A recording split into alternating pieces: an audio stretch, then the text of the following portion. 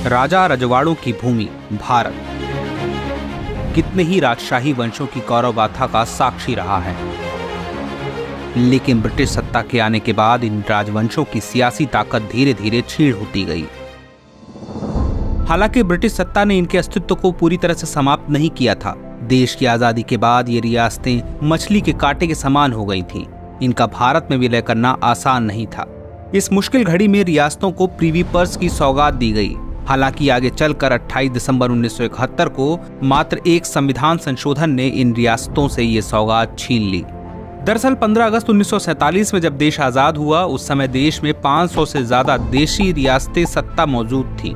मतलब ये कि लोकतांत्रिक आजाद भारत के अंदर कई राजवंश शासन कर रहे थे और वे अपनी सत्ता किसी को सौंपने के इच्छुक नहीं थे।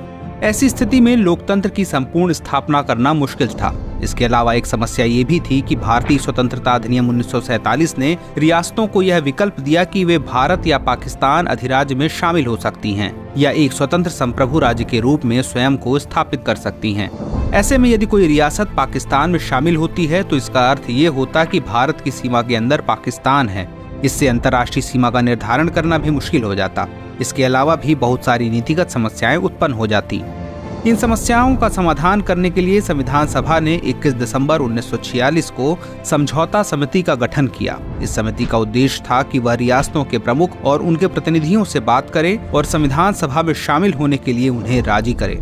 समझौता समिति के सदस्य धीरे धीरे इस विषय पर रियासत प्रमुखों से बात करने लगे। इस दौरान सभी रियासतों के प्रमुखों ने सम्मिलित रूप से एक प्रस्ताव पारित किया कि अपनी रियासतों के स्वामी वे ही रहेंगे और राजतंत्र बना रहेगा और रियासतें भारत सरकार को अपने शासी क्षेत्र में कुछ विषय और अधिकार ही प्रदान करेंगी। असल में रियासतें इस प्रस्ताव के माध्यम से अपनी शक्तियों और अधिकार क्षेत्र को बढ़ाने का प्रयास कर रही थीं। गौरतलब है कि कैबिनेट मिशन के अनुसार भारत की संविधान सभा को केवल संघ के लिए ही संविधान बनाने का अधिकार था, यानी संविधान सभा रियासतों के आंतरिक शासन से संबंधित विषयों पर निर्णय नहीं ले सकती थी। चूंकि नैतिक रूप से यह तय किया गया था कि भारतीय संघ में शामिल होने के लिए रियासतों से किसी भी तरह की जबरदस्ती नहीं की जाएगी, इसलिए संविधान सभा के लिए यह जरूरी हो गया था कि वह कोई ठोस रणनीति बनाए और स्वेच्छा से इन रियासतों को भारत संघ में विलय के लिए राजी करे। इस चुनौतीपूर्ण विषय को हल करने में सबसे महत्वपूर्ण भूमिका लौह पुरुष सरदार वल्लभ भाई पटेल ने निभाई। उन्होंने रियासतों के विलय के लिए महत्वपूर्ण कदम उठाए। सबसे पहला काम तो उन्होंने ये किया कि देश भर में भाषणों और सभाओं के माध्यम से जनतंत्र का प्रचार किया और बताया कि कैसे लोकतंत्र में वास्तविक सत्ता आम लोगों के पास रहेगी। इनके इन भाषणों का लोगों पर मनोवैज्ञानिक प्रभाव पड़ा, लेकिन इससे तो केवल लोग सहमत हो सकते थे, मगर सत्ता का विलय तो रियासत के प्रमुखों को करना था। रियासतों को विलय के लिए उन्हें सहमत करने के लिए सरदार पटेल ने एक दिलचस्प रणनीति अपनाई और रियासतों को प्रिवी पर्स की सौगात दी।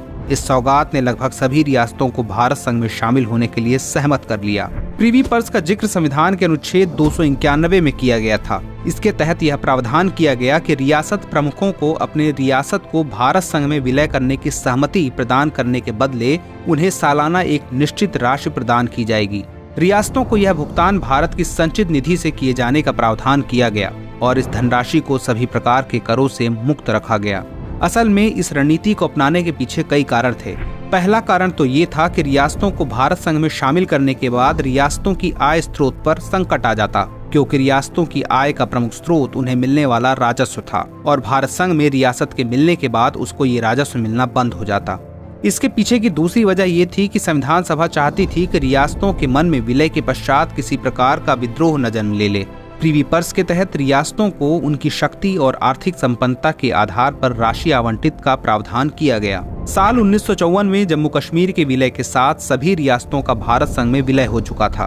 विलय के बाद इन रजवाड़ों को प्रिवी पर्स के तहत तय की गई राशि मिल रही थी, लेकिन साल 1971 में रियासतों की सियासत में नाटकीय परिवर्तन आता है। साल 1971 में 26वां संविधान संशोधन किया जाता है और पूर्व भारतीय राज्यों के शासकों के प्रिवी पर्स और विशेषाधिकारों को समाप्त करने का निर्णय संसद में पारित हो जाता है। इस निर्णय ने राज परिवारों को आम नागरिकों की कतार में लाकर खड़ा कर दिया। इससे सभी रजवाड़े खुद को ठगा सा महसूस कर रहे थे। अब वे लोकतांत्रिक देश के निवासी हो गए थे, जिनके पास किसी तरह का कोई विशेषाधिकार नहीं रह गया था। हालांकि ये रजवाड़े ये निर्णय मानने को मजबूर थे, क्योंकि उनके पास इसके अलावा और कोई उपाय भी नहीं था।